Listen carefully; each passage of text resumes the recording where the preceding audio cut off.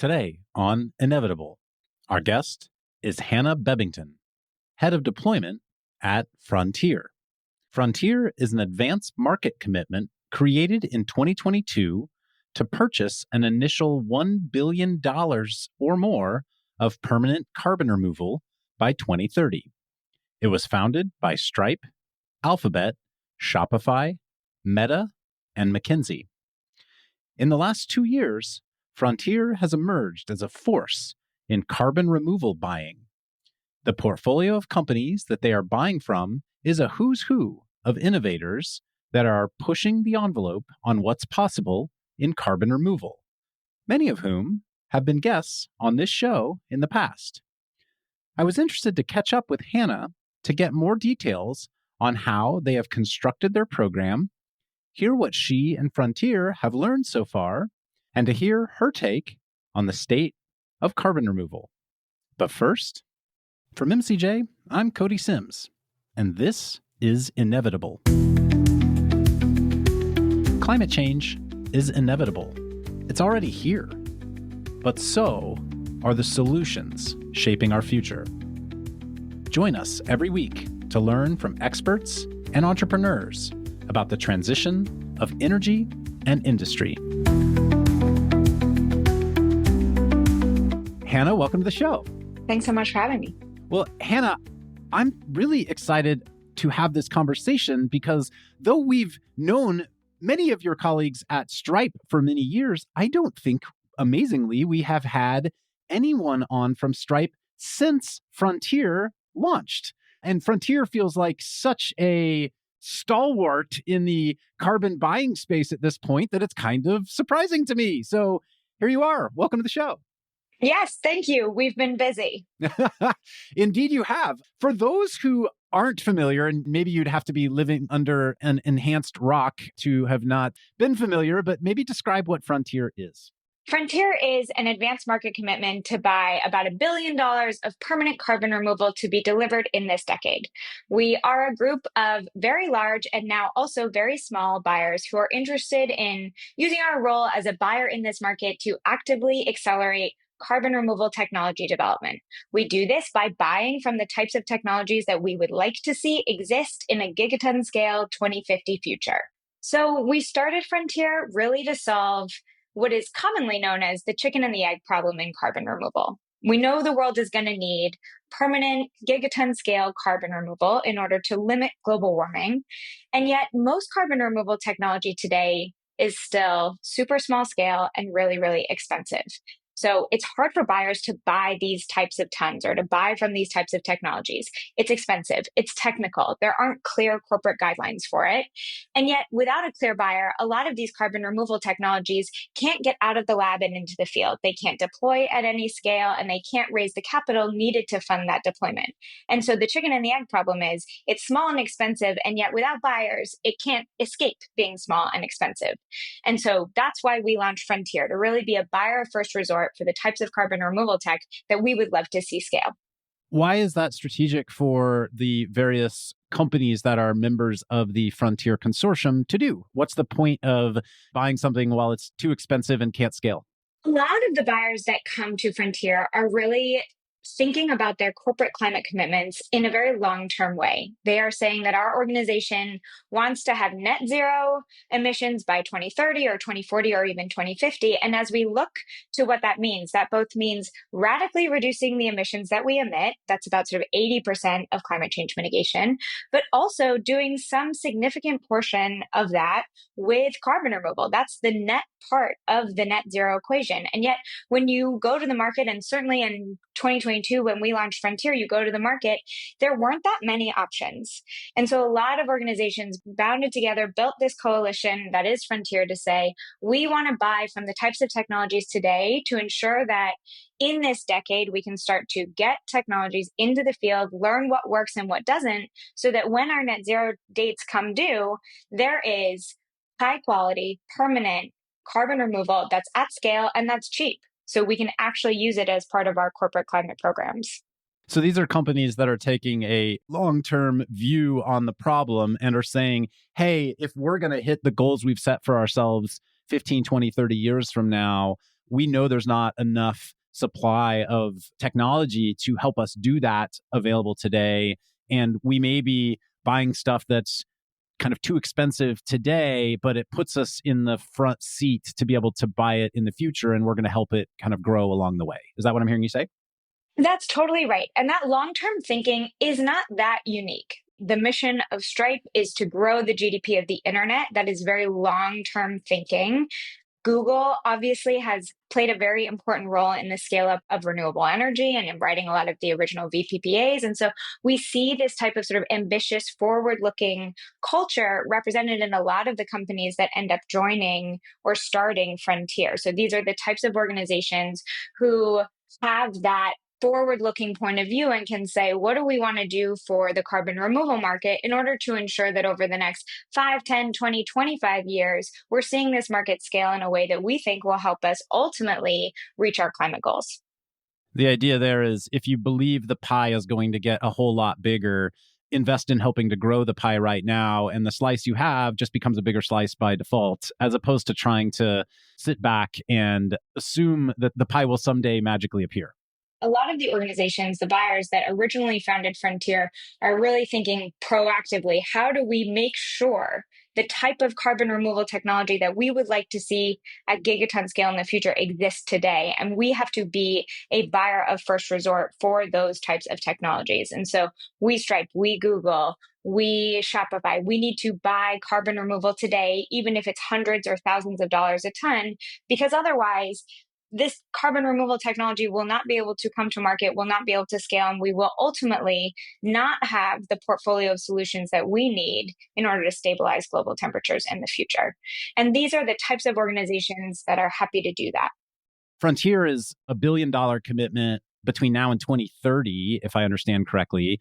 And, we're talking about a potential removal shortfall of something like 5 gigatons a year, which if you do the math on $100 a ton, aspirationally, we're talking hundreds of billions of dollars annually that needs to eventually flow into this space. It is very much a spark, I think, in terms of the conflagration that the world may need in this area.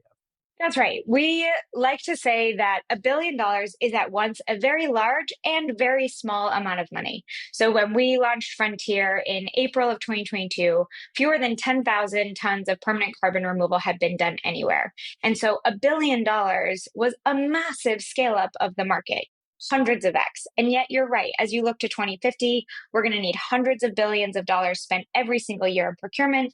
Even if you look to 2030, we're going to need tens of billions of dollars spent every year in procurement. And so for us, we think about a couple of things. One, how do we best spend what we see as quite a precious and limited resource, this $1 billion to be spent pre-2030? How do we best spend these committed funds to most accelerate a diversity of carbon removal solutions? We see this decade as the decade where we can learn what works and what doesn't. We are very comfortable with failure now, as we think that will allow us to learn where do we need to double down post 2030. So that $1 billion needs to be spent very judiciously now. Additionally, we need to be thinking about who are we going to pass the baton to? It's unlikely that the voluntary carbon market is going to scale to the size of hundreds of billions of dollars a year. And so really we're looking to what are the government policies and infrastructure that we need in place to ensure we have a carbon removal market operating at gigaton scale. And actually we're starting to see inklings of that. Yesterday, a new tax credit bill was introduced into the Senate by Senator Murkowski and Senator Bennett, which would be a $250 credit per carbon removal ton from a wide diversity of pathways. That's the type of policy infrastructure that we need if we think this market is going to reach the gigaton scale that we hope it does.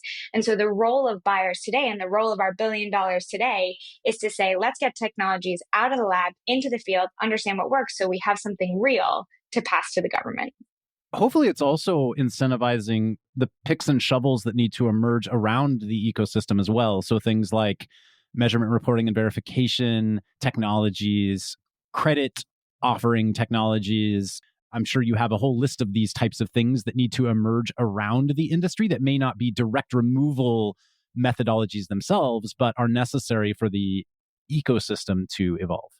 When we got started, the market was really at the starting line, and everything has gone from 0 to 1. So that's not just technology. That's not just figuring out what direct air capture technology works, what enhanced rock weathering company is going to be most successful, but it's how do we do community engagement? How do we do measurement and reporting at scale? What does delivery look like? How do you buy carbon removal? What's the structure of the contracts and the purchase agreements that we do that? What makes these types of projects bankable or investable? And how do we build an ecosystem of investors that ensure that these companies have the capital they need to build and deliver against the agreements that we write? And so you're right when you say there is so much surrounding the technology development that has had to emerge alongside over the last couple of years. Insurance, too, I guess, is probably one. Where are the big gaps? As you're working with companies today across the life cycle of identifying opportunities to contracted in development to delivery, where are you seeing those sort of third-party service gaps right now that you're hoping to be filled? So if we think about gaps in the carbon removal industry, the first and primary one that people still continue to talk about is customer demand. That's not third-party services, as you asked, but really thinking about where are my next set of customers going to come from? And so at least on the frontier side, we're thinking a lot about how do we continue to build the demand side of the market? So how do we grow the Frontier Fund? How do we make it easier to buy carbon removal?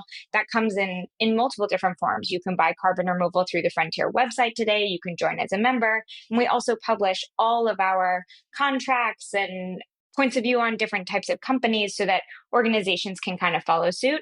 We've also launched Fellows, which is our program to help expand the carbon removal policy infrastructure around the world. So these fellows are working on different carbon removal policy initiatives outside of the US. And of course, this tax credit that we just talked about. So what is the portfolio of demand bets that we need to put in place so that as these companies start building and deploying their technologies, they have the customers to buy the tons that they can ultimately deliver?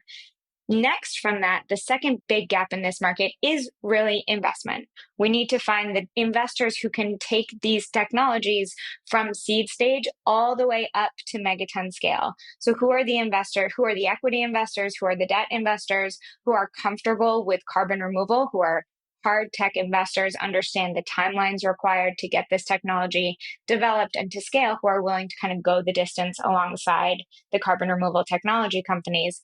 And then the third is really the infrastructure around measurement, reporting, and verifying the carbon removal that's ultimately delivered. So who are the credit issuers who are going to be the high integrity source of truth for what carbon removal has been done around the world across pathways? What are the protocols? So what are the underlying documents that detail how we quantify the carbon removal sort of as it's coming off the proverbial line? And then what is the technology, the sensors, et cetera, required to provide the data to those people who are putting those protocols into action? And so really the whole market needs to develop around these technology companies.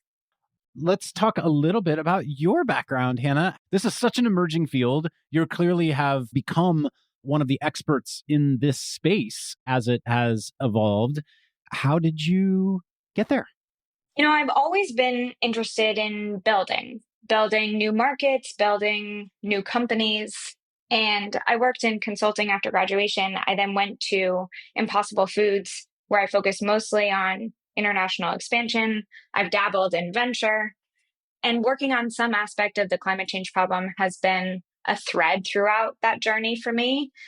Climate change is a huge challenge. That is what makes this problem interesting in and of itself, but I also see it as a huge opportunity. Can we fully overhaul all of our infrastructure and transition our economy to something better? Can we do that while still making money?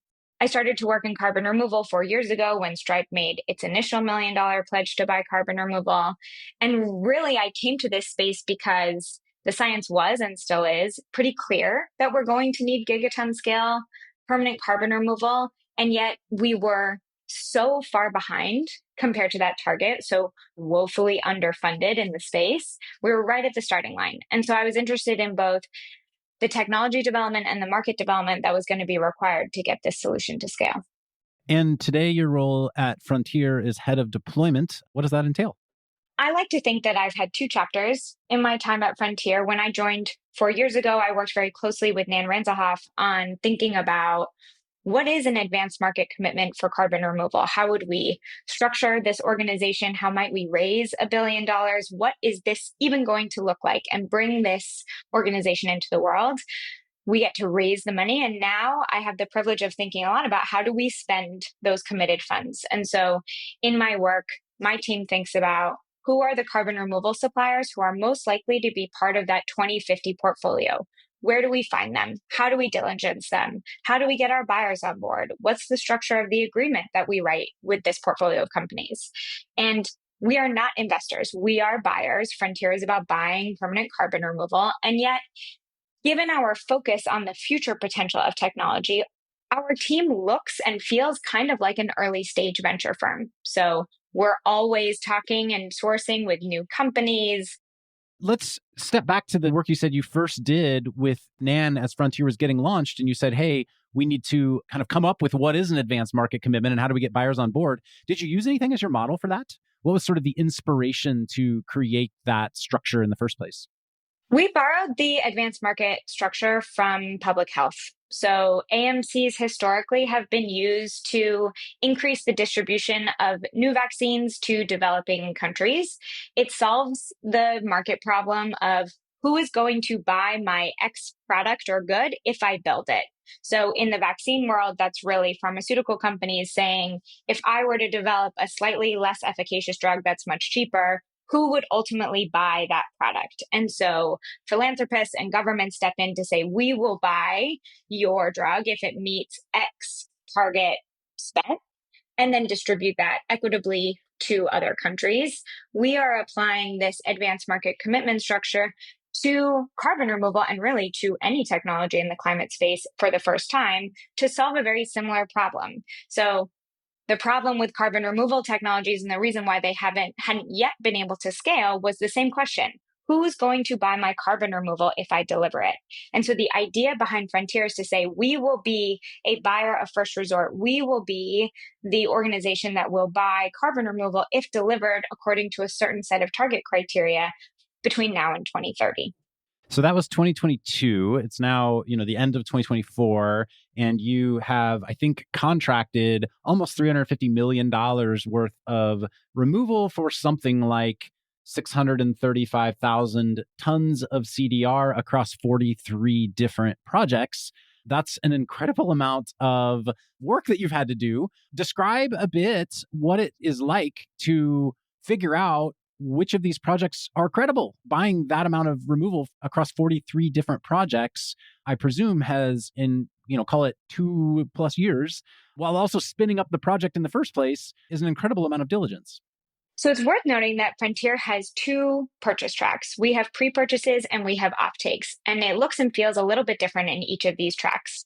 So our pre-purchase track, pre-purchases are 500K checks paid upfront to early stage suppliers for tons to be delivered in the future. The idea behind pre-purchases is, can we get technology out of the lab and into the field for the first time? This we run on an annual batch cycle, and we have 33 companies in this portfolio. And you can think of this as the top of funnel for the market. So we want to find... Are these almost like R&D grants, Hannah? Would that be the right way to think about this, sort of? They are purchases, so they are ton denominated, but they are paid up front. Okay. And so you can think of this as non-dilutive capital for these early stage companies and a little bit of a customer signal. So these are the organizations who are often raising like a seed or maybe a Series A type of funding round. And this helps give a little bit of customer signal that there's some interest in the type of technologies that they are bringing to market. Presumably these are lab scale kind of technologies. They're not yet running any kind of even true pilot facility yet in terms of their ability to wholly deliver on a tonnage mechanism until they go raise more capital to build that, I would guess. Yes, that's exactly right. We are often buying on the order of a few hundred tons from these types of organizations. And so to give you a flavor, Charm was one of our first pre-purchase companies back when we were doing this at Stripe before Frontier. And this was their first injection. So we were their first customer for the first piece of work that they were doing out of the lab in the field. That portfolio at Frontier has 33 companies and covers a really wide diversity of approaches. And this is a great way for us to test in a relatively low stakes, low capital way. What are the types of things that we would like to see continue to learn and grow and scale? So there's often a lot of technical milestones associated with those companies, as we would like to learn more about their technology as they put it in the field for the first time. And is there a call for application to those kind of companies? Like it's people are coming to your website, they're filling out a form, they're going through some kind of online process? Yes, historically, that has been a batched process, kind of akin to like a YC round, and has a cohort. So Yep. we just announced our most recent cohort back in September of 9 new companies joining us. And are you putting out a call for certain technologies that you're looking for there? We typically announce with a targeted set of innovation areas. And those innovation areas, as we have been doing this for many years now, get increasingly concrete and specific. And so an example is in this last round, we've become really interested in what are the carbon removal approaches that we think can best integrate with large industrial processes as a way to get to scale and be cheap much more quickly than you would if you were starting entirely from scratch. Vaulted was an example of a pre-purchase company that we've done recently, one that is taking a known technology, working closely with large industrial waste management organizations to ultimately put sort of a wet organic slurry underground. That is the type of call for a specific innovation area and then match to pre-purchase that we love to see. Got it. I want to hear about your kind of second track, which is for your companies that are further along the development cycle. But before we get there, just real quick, because we have, I presume, so many startups listening to this, any advice you have for companies that are applying in that first track, that are earlier stage, still in many cases, validation mode on their methodologies and whatnot, things that you wish you could tell every startup that took a meeting with you, you could tell many of them right now at once? We are super excited to talk to anyone who thinks they have a carbon removal approach that fits our target criteria and specifically our innovation areas. So please, if you're starting a carbon removal company, we would love to talk to you. A few things that really help us get excited about technologies is, do we think you can get really big and really cheap? And do we think you can do that sooner rather than later? And so giving us a compelling case for why your technology is going to play a meaningful role in the 2050 gigaton scale carbon removal portfolio is really paramount.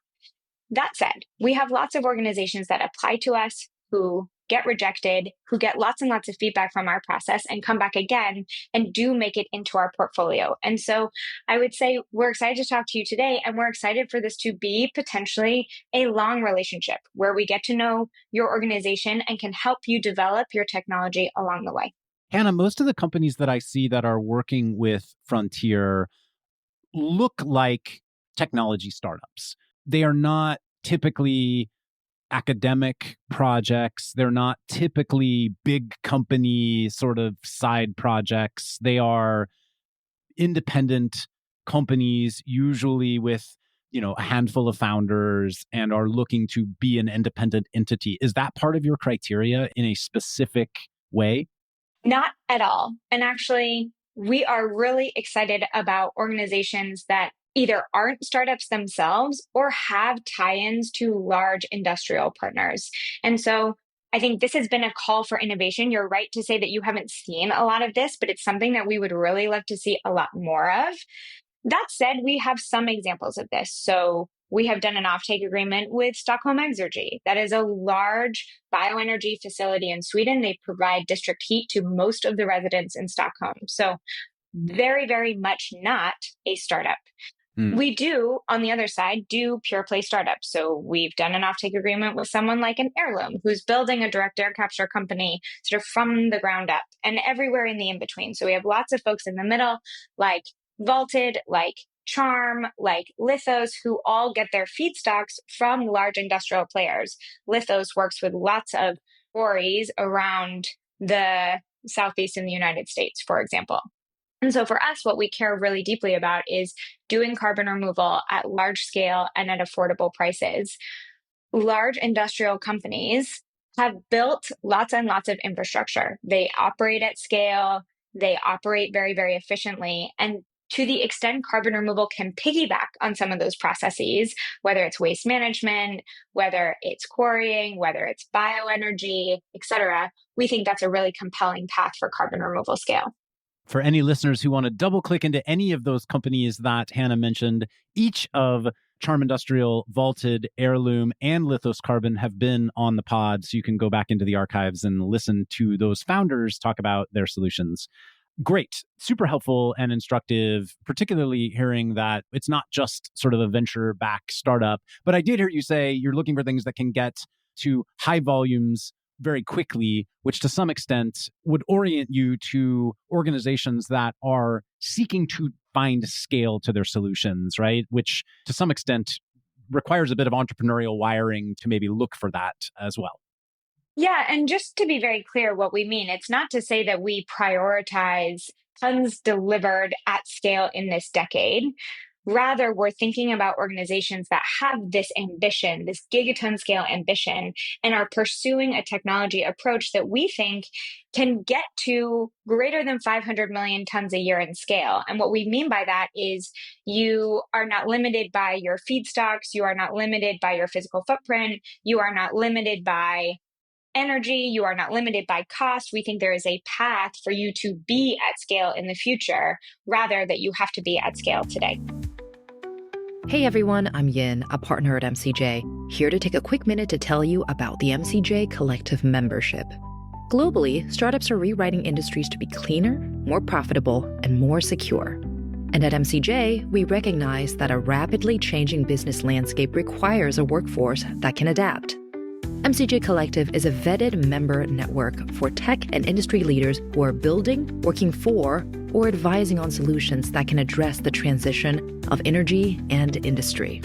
MCJ Collective connects members with one another, with MCJ's portfolio, and our broader network. We do this through a powerful member hub, timely introductions, curated events, and a unique talent matchmaking system and opportunities to learn from peers and podcast guests. We started in 2019 and have grown to thousands of members globally. If you want to learn more, head over to mcj.vc and click the membership tab at the top. Thanks, and enjoy the rest of the show. Okay, let's talk about the second track of companies you work with. So that was mostly focused. I know some of the companies that got named are now larger companies, but you were working with them, I think, when they were earlier to begin with. Let's talk about now some of the programs you have in place for companies who have nearer term paths, I think, to larger delivery. So our second track is offtakes, and that's how the lion's share of the committed funds in Frontier will be spent. And these are meant to support technology companies that are building their first demonstration scale or commercial scale facility. We write large, multi-year, multi-million dollar pay on delivery purchase agreements, and they're modeled after PPAs for those who are familiar with that. And to your point about there was a lot of overlap between pre-purchases and offtakes. 5 of our 8 offtake agreements that we have signed are with companies who were previously pre-purchases. And so we love to see organizations that come to us as a pre-purchase successfully deliver on that pre-purchase or successfully make significant progress on that pre-purchase, and then sort of quote unquote graduate into our offtake program for the next scale up in funding. Sort of a microcosm of what we hope to see in the carbon removal market more broadly. Lots of companies getting started, getting out into the field for the first time, successfully delivering on that small scale project, and then scaling into demonstration scale or even commercial scale thereafter. We've written 8 offtakes, or we've publicly announced 8 offtake agreements so far. And these are across the sort of major pathways of carbon removal. So we've done 3 direct air capture offtake agreements, all sort of a different approach to direct air capture, so quite unique and distinct. We've done a bunch of different BECCS and bikers approaches. We've done enhanced rock weathering, and we've done 1 marine CDR, a river liming deal called Carbon Run. And what we're trying to do with our offtake program is build a portfolio of solutions that we think can kind of go the distance, so can get big, can get cheap in the future, but it's risk adjusted. You know, there's a healthy tolerance for failure, even at the offtake stage. So while it might seem like our later stage program, which it is, these are certainly technologies that are deploying at a much greater scale than what we see in our pre-purchase portfolio. There is a healthy amount of technology risk still to be explored. And that is the value of doing a larger offtake agreement with these companies today. It is to say, we would like you to build your technology at a bigger scale because we would like to continue to learn and refine these technologies to understand what works and what doesn't work. Let me click into that technology risk, not just the principal risk of the company itself and its ability to do the thing it says it's going to do, but we were talking earlier about some of the ecosystem that needs to evolve around these companies. And I want to specifically ask about measurement, reporting, and verification. So with direct air capture and with BECCS, or bioenergy carbon capture and storage, I think in both of these cases, you're kind of directly counting atoms that flow through your system, right? With direct air capture, you're actually pulling CO2 through your system and putting it somewhere. And with bioenergy carbon capture and storage, kind of the same thing. You're actually putting carbon somewhere else underground or whatnot. With some of the other categories like enhanced rock weathering, for example, it strikes me that that is more of a models-based approach to understanding how much CO2 is captured, akin to forestry, where you're actually kind of needing to run complicated math to say, based on sampling that we've done, we believe this is the amount of total CO2 that's been captured. How do you approach that in terms of market confidence in those types of approaches that require you to essentially extrapolate mathematical models to understand impact? So in the instance of enhanced rock weathering, and this is true of many alkalinity-based approaches in the ocean as well, so would apply to our river liming approach, Carbon Run, and many others that are in the oceans, it is actually a combination of measurement and modeling. So for example, with enhanced rock weathering, when you are laying the crushed rock on fields, you can directly measure the amount of weathering that is happening on the field surface. And then you do have to additionally model what the storage in the ocean looks like from there. And so when you say this is going to be a modeled approach, it will be likely largely modeled at scale in the future. And that's what will make these types of approaches very cheap. But today, they actually have quite expensive measurement and verification infrastructure around them because we are taking so many soil samples. So a lot of enhanced rock weathering companies are measuring 1 acre plots on their fields every 6 months. So you can imagine the amount of soil sampling that is happening for any given ton of CDR.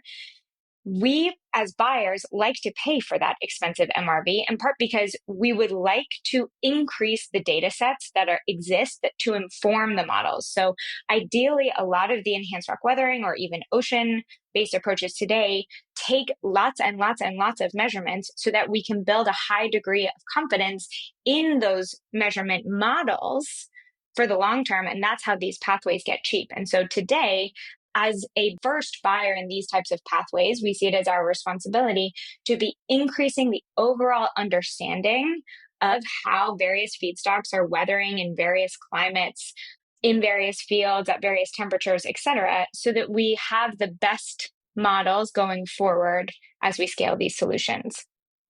But it's expensive. You are imagining sort of an army of individuals that are going out, taking soil samples on quite a frequent basis, and that costs money. Yeah, it feels like it's a different kind of technology risk, right? Like some of these are, can you build the facility? Can you engineer the thing? Can you scale the sorbent you need or whatever? And this is, in many cases, the materials that some of these sort of enhanced rock weathering companies or whatnot that we're talking about use are actually pretty straightforward. And the tech risk is more on the measurement side. At least that's how I think about it today. Yeah, it's such a good point. And as we think about what a portfolio of carbon removal solutions look like, there's really sort of comparative advantages and disadvantages across pathways. So exactly as you mentioned, direct air capture and BECCS or bioenergy with carbon capture and storage, these are technologies that are very easy to measure. It is a flow meter. However, they are also, especially on the DAC side, quite energy intensive and quite expensive. So direct air capture today is sort of in the hundreds of dollars a ton. And then on the biomass side, there's this whole world of sustainable biomass sourcing that you have to get right to feel confident in the carbon removal that is ultimately being delivered. So what you get in terms of easy, quote unquote, easy measurement, you perhaps trade in terms of cost or energy additionality or sustainable biomass sourcing. On the other hand, with something like enhanced rock weathering or ocean alkalinity enhancement, it is technically quite easy to do. You are spreading rock on fields, you are spreading rock in the ocean. However, the measurement and reporting infrastructure is more nascent. There is more uncertainty in the work that you are doing there. And then there is a broader ecosystem question. So how do we understand what is happening in the broader ecosystem when we put down crushed rock on fields or we put crushed rock in the ocean? On that note, how do you consider things that may not be cutting edge technology? Take biochar, for example, which has been used for hundreds or thousands of years, but can maybe hit scale sooner, but may not need a lot of capital acceleration to kind of prove their models. Like they're being bought today and traded in the carbon markets. Does something like that a fit for Frontier or not? So I would start by saying that just being cutting edge is not a criteria for us. Rather, we think about the technologies that should be a part of Frontier portfolio in a couple of different ways. First and foremost, do you meet the target criteria for the type of product that we want to buy? And for us, that is, do you have 1,000-year permanence? Do you have the ability to get to big scale, so greater than 500 million tons per year? Do you have the ability to be cheap? That is less than $100 a ton. And do you have a limited physical footprint? That's basically what we mean when we say we want to buy permanent carbon removal that we think can sort of quote unquote go the distance. In addition to that, so once you've sort of made it through that first target criteria screen, we think about diligence for our offtake portfolio on 4 lenses. First, do you meet our target criteria? Second, do we think you can execute on your strategy? So do you have the team in place that we think is best suited to scaling this technology? Do you have a history of excellent execution? Do we think you have a strategy that will allow you to grow and scale quite quickly? The third is, do you fit into our portfolio? So we have a very robust perspective by pathway on what we think good looks like and the types of approaches that we would like to see tried in the field. Are you one of those? So do you sort of quote unquote fit our bingo board, we like to say? And then the fourth is, can we, Frontier, help accelerate your scale up? So what does an offtake with Frontier do for you in your moment of scale? And can we meaningfully move the needle for this company's trajectory? And so none of those things require being cutting edge or not. Rather, it's about ensuring that the types of technology that we think should exist does exist, and we can help pull that into being. And I'll give you an example. We've talked a bit about Vaulted in this conversation, and Vaulted does not have a cutting edge technology. Vaulted is a spin out from Advantech. They are using a technology that has been used by oil field services companies for many decades. And it is that foundation, the fact that this is known, quite mature technology, that allows Vaulted to scale and actually start delivering extremely quickly, which we're super excited about. On that note, and one of the things that is interesting about Vaulted is that they have this long industrial history to the company, not specific to Vaulted, but I'm curious how you see the shifting winds around offsetting relative to insetting. Meaning right now, I think Frontier, you could very clearly say it's an offtake agreement and it's offsetting. Like the things you're buying aren't necessarily core to Stripe or Google's individual businesses, right? It's purely, hey, this is a ton of CO2 that we believe to be high quality and it's going to offset the emissions that our own company has. Increasingly, it seems like there hopefully is appetite for companies that are purchasing things that make up for the direct impact their companies have in the world. And so they're buying tonnage that is related somehow to their existing business lines. Do you see that trend starting to happen? First, if we think about the carbon removal math that we talked about, so the world is going to need to get to hundreds of billions of tons a year of procurement in order to have gigaton scale carbon removal. It's likely going to be a patchwork quilt of policies and markets that get us to that place. So you can imagine a world where you have some voluntary market, you have some compliance carbon markets, you have some policies that require that for wastewater treatment facilities, you have to add limestone instead of a different chemical in order to do your process, which allows you to do carbon removal. Or you might imagine that certain waste management programs require that you inject waste underground if it's PFAS contaminated. You could use Vaulted's technology for that. That would give you carbon removal, but the policy incentive there is around PFAS contamination, not around carbon removal. And so you can kind of play out this world where you have a bunch of industrial processes. You know, another one would be do we write that into some kind of regulation or policy or so on that's not about carbon removal, but is more about sort of quote unquote waste management, but gives you carbon removal at scale? In between those two things, the voluntary carbon market that we have today, which is just buying a ton of DAC to offset your emissions, or having industrial policy that has certain stipulations that deliver carbon removal but aren't about carbon removal, your question on insetting is somewhere in between. So do you have organizations that themselves are going to do carbon removal either because they would like to neutralize their emissions or because they have to neutralize their emissions based on some type of policy regime in their industry? I think we would love to see a lot more of that. So we would love to see a lot more agricultural partners doing enhanced rock weathering on their fields, or we mentioned wastewater treatment facilities. However, today, carbon removal is super expensive and there is a healthy amount of technology risk. And those types of industrial partners that could technically inset are often quite low margin businesses with very, very low risk appetites. And so part of the reason why we have this voluntary carbon market infrastructure as we do today is because the types of companies that are buying permanent carbon removal have the margins to support it. Super great framing, and really interesting to think about potentially carbon removal being a feature of other environmental compliance that a company may need to do, as opposed to necessarily just buying carbon removal as a thing. In which case, I guess additionality starts to become a question of, can you charge for the carbon removal ton if you are already needing to bury this PFAS contaminated, slurry underground anyway? But, those are, I guess, good problems that the industry will face in the future, hopefully. Yes, we actually ask ourselves this question a lot. Is additionality a good thing? That actually, as we are thinking about gigaton scale carbon removal, the amount of mass and infrastructure that you are building to do that, you want it to be done in a way that doesn't rely on the voluntary carbon market. So either has other co-benefits that are valuable, so other revenue streams, or have other policy mechanisms that enable that amount of carbon removal to be done at scale. I think ideally in a 2050 gigaton world, the concept of additionality fades away. You mentioned industrial companies are kind of historically low margin businesses. And one of the advantages of Frontier is that it's mostly made up of a consortium of technology companies that do operate at higher margins and thus can maybe take a bit more of a longer term approach to fomenting the market here. What's been the impact of Microsoft in this space? Like, they feel like they've become the 800-pound gorilla in this world. I'm sure you're buying alongside them often. Curious just to hear your thoughts of them as a buyer in the space.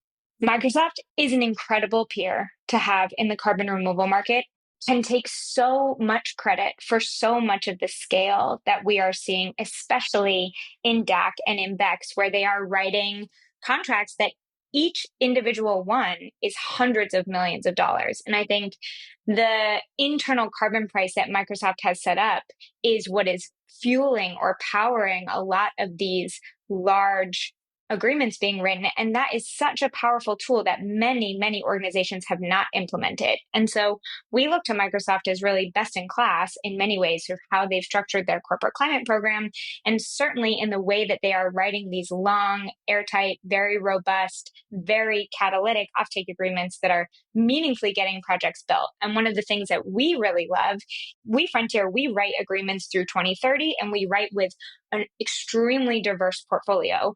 We love when we get to write an offtake agreement with one company that we hope exists, and then Microsoft picks up for the 2030 and beyond. Exergy is a great example of that, where we have purchased tons in their pre-2030 time period, and then Microsoft kind of takes it the distance thereafter. And in fact, we would love to see a lot of Frontier buyers sort of start to graduate into that long-term buying that Microsoft is really modeling. How often do the Frontier Consortium members end up doing direct buying from Frontier companies at the offtake level? You've sold 8 of them to date. Is that a regular occurrence you're starting to see happen? The way Frontier is structured today is Frontier is really the technical advisory team. So we're doing all of the sourcing and the diligencing, and we pre-negotiate the offtake agreements.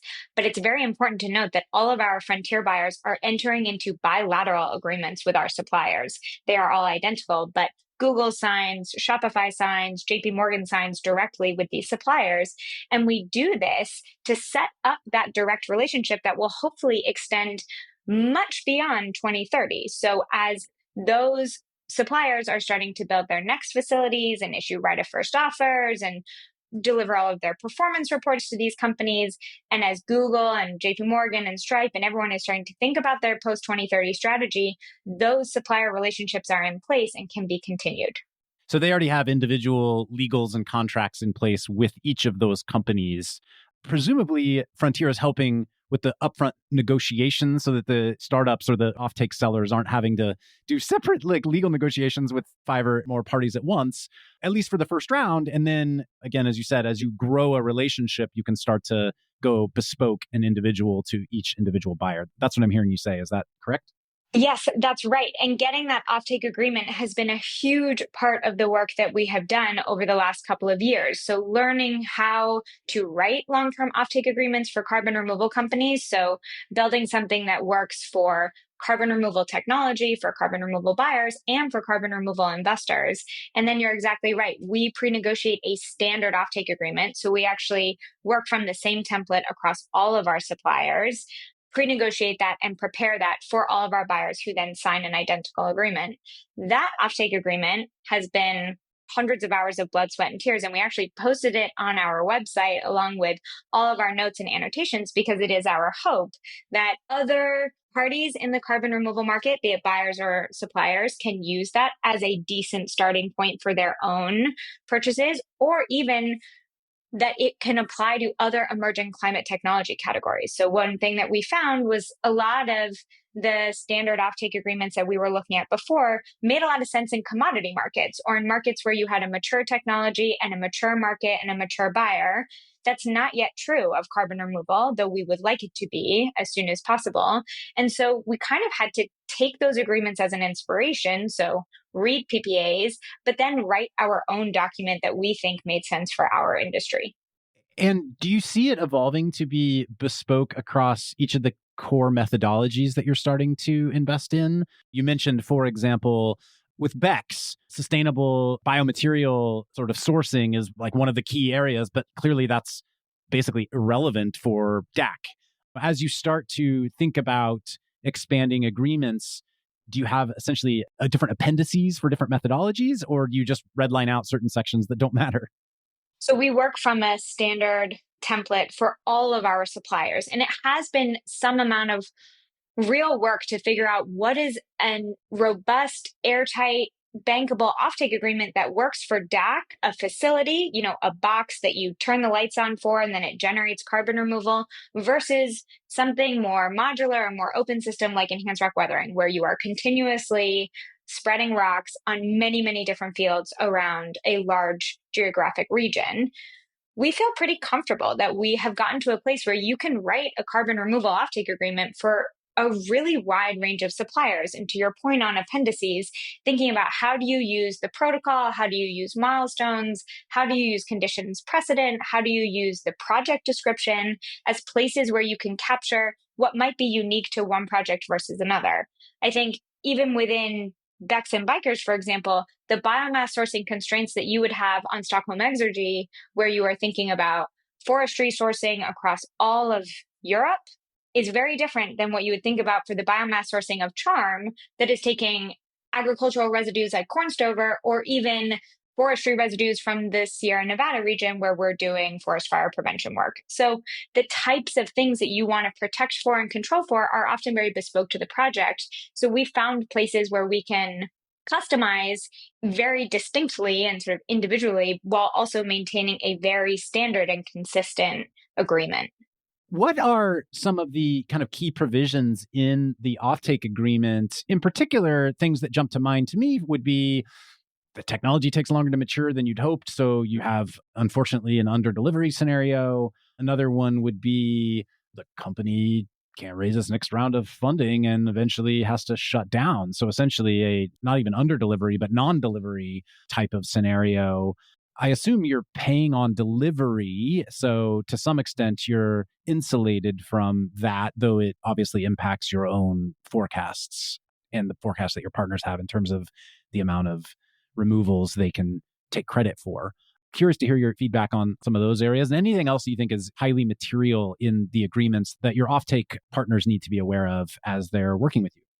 You hit on a bunch of major topics. So first and foremost, with an offtake agreement, you want to define what type of offtake agreement it is that you are writing. So our offtake agreements are what we would call like a vanilla take and pay, or fixed price and fixed volume pay on delivery. So we spec out in our agreement how much we're going to pay per ton, how many tons we expect over a schedule, and then we pay on delivery. So you're right, we are somewhat insulated financially from a company not being able to deliver. If you don't deliver, we don't pay. We do just have to go and find that carbon removal elsewhere if we want to fill out our forecast.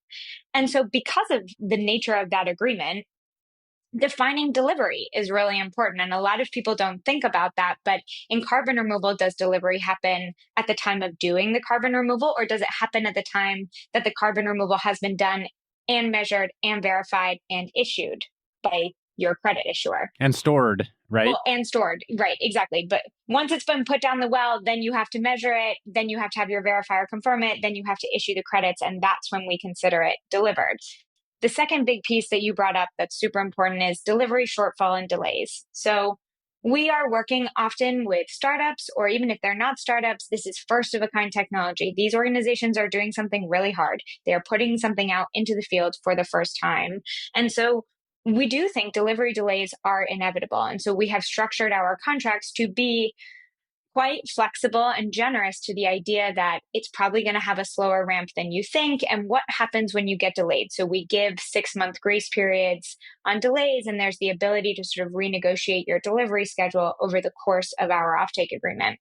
The last thing that matters is what happens in the worst case scenario. And this is what a lot of time is spent on in legal agreements. But basically, when can a buyer terminate, or what are the other sort of remedies or ways of managing issues in this contract that may or may not be punitive? And our general stance at Frontier is we are a group of philanthropic buyers. Our hope is that these carbon removal suppliers are successful. We want the field to be successful, and we have the privilege of buying carbon removal pre-2030 when in reality, there is not a huge amount of damages that a buyer suffers if carbon removal is not delivered on time or not delivered at all. We are before any corporate climate net zero dates. We are pre-2030. And even those climate commitments are voluntary in nature. And so with that, we like our termination rights to be very few in nature and very clear. So only in the instance, to your point of, they can't turn on their facility, they can't meet a certain minimum quantity, or they become insolvent, are basically the main ones when we would terminate. And then our remedies. So we don't like to have really punitive damages. We don't like to have lots and lots of liquidated damages in our agreements. Rather, we would rather just terminate. And so the only instances when we do have a punitive remedy is in the instance of kind of what we would call bad behavior. So we tried to buy carbon removal from you and you sold it to someone else instead of delivering to us, would be a major one. So that's kind of roughly how we think about our carbon removal agreements, which is how do we buy in a very clear way? So fixed price, fixed delivery, fixed quantity, fixed delivery schedule with few termination rights, very limited remedies, and a grace for the fact that they are building something really hard in market for the first time, and it's likely not going to go according to plan. You use the word philanthropic buyers. So are all of the partners currently in Frontier doing this as a corporate social responsibility activity right now, as opposed to a carbon accounting activity on your balance sheet per se? I use philanthropic somewhat loosely. Even if you are doing this as a carbon accounting activity, today in 2024, this is a voluntary activity. This is a program that you have put in place largely because your organization has decided that this is a good thing to do for the world. And maybe it's a good thing to do today and you have your eyes on compliance and regulation in the future, but that compliance and regulation does not exist. And so complying today with something that you think could happen in the future is still voluntary. And so the people who are buying carbon removal, and certainly the people who are buying carbon removal that costs more than $500 a ton, are largely civic oriented. This is largely because we want this market to be successful. Catalytic, I guess, would be the word, right? Catalytic is better than civic. Yes, catalytic in nature. We want carbon removal to exist at scale in the future, and we are going to buy it today because we think that is the highest return on our climate dollars. So if you're going to have a corporate climate program, because your organization has decided that that's the good you want to do in the world, you want to make sure you're spending those dollars on the things that you think actually moves the needle from a global warming perspective. Buying permanent carbon removal today is a path to stabilizing global temperatures forever. And so we think of this as a very high climate return on CSR spend. We talked about the potential evolution of the market to bring in more industrial buyers and buyers who are, viewing this in their supply chains. You talked about how you might see that lining up with compliance markets in the future that may not be carbon compliance markets, that may be compliance markets in other areas where carbon can be a feature of the solution. Let's go the opposite path with that, which is the data center boom is ginormous, and it seems like all of our estimates are underestimating how big it might be. What impact do you see that having on the carbon removal space in the years to come? The data center boom for carbon removal is a bit of a challenge and opportunity. So on the challenge side, we've talked very briefly about the idea that direct air capture is very energy intensive. One of the things that we care a lot about is where is the energy coming from to power your direct air capture facility? And we have lots of energy sourcing requirements for our organizations. As clean, firm energy becomes much more competitive because of the AI boom, it's much harder for our early stage startup direct air capture companies to get access to the type of renewable or clean firm energy that they would like to run their facilities. However, this also creates a huge opportunity where the tech companies that have historically been most interested in carbon removal or buying carbon removal or most able to buy carbon removal are also the ones who are seeing their carbon footprints blowing up because of the data center boom. And so if those organizations remain serious about their net zero goals, this could lead to a lot more purchases of carbon removal down the line. You imagine Microsoft, for example, with their internal carbon price. This could radically increase their buying power. And the same could be true at places like Meta and Google as well. Hannah, what else should we cover today that we haven't talked about? We are getting asked a lot about how the change in administration can impact the carbon removal market. And today we've talked a lot about what various types of policy regimes could look like to support carbon removal. And one of the things that we have been very intentional about and grateful for is that carbon removal itself has been quite a bipartisan coalition. So the types of policies that we see and the types of deployments that we see are widely supported by both Republicans and Democrats. And so it is just worth noting out the gate that with the recent administration change, we are hopeful that we will continue to see bipartisan support for carbon removal deployment, and especially that is happening in many red states in the United States, like Louisiana is a big hub for carbon removal. The second thing I would add is that as we look more broadly or sort of more long-term at the policy regime that could support carbon removal, I think it is unlikely that we will see something like a carbon tax or a compliance market for carbon removal specifically. Rather, more likely, especially in light of this administration change, we will start to see carbon removal as part of that patchwork quilt of industrial policy. And what's next for Frontier?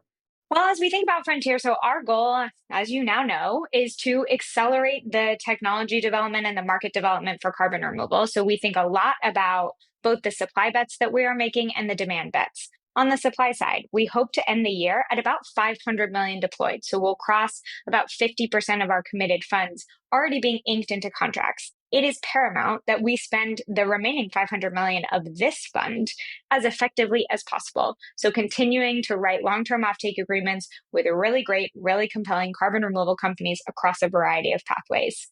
It is also going to become increasingly important that on the demand side, we also continue to build a portfolio of demand bets that ensures that while we wait for those policy regimes to be written into law and for all of that infrastructure to exist, that we continue to be able to support the carbon market as our carbon removal companies are developing. So our fellows is one great example of that. So we are starting to think about putting people all around the world to think about carbon removal policy internationally. We will also continue to think about how we get more corporates to buy carbon removal, especially in the next couple of years. Hannah, this has been awesome. We waited too long between our last conversation with Stripe and where you are today on Frontier. So we'll have to make sure we get an update in the nearer term the next time. But congrats on all the progress you've made. Congrats on all of the impact you've had in our space. You all have been real leaders, and it's been inspiring to see. So thanks for taking the time to come on here and give us an update. Thank you so much, Cody. Thanks for having us. Inevitable is an MCJ podcast. At MCJ, we back founders driving the transition of energy and industry and solving the inevitable impacts of climate change. If you'd like to learn more about MCJ, visit us at mcj.vc and subscribe to our weekly newsletter at newsletter.mcj.vc. Thanks, and see you next episode.